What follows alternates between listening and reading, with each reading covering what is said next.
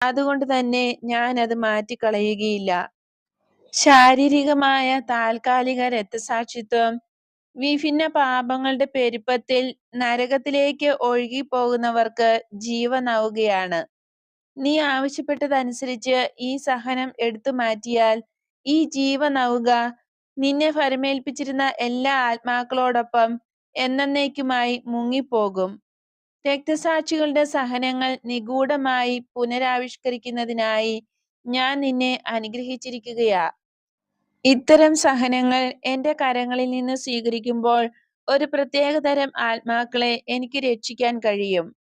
എന്റെ പ്രിയ മകളെ, ഇത് ഒരു രഹസ്യാത്മകമായ കൃപയാണ്, ഒരു രഹസ്യാത്മകമായ സഹനം. ആത്മാക്കളെ രക്ഷിക്കാൻ സാധിക്കുക മാത്രമല്ല, തദവസരത്തിൽ ലോക സമാധാനത്തിന്റെ വൻ കൃപ കൂടുതൽ അടുത്തെത്തിക്കാൻ എനിക്ക്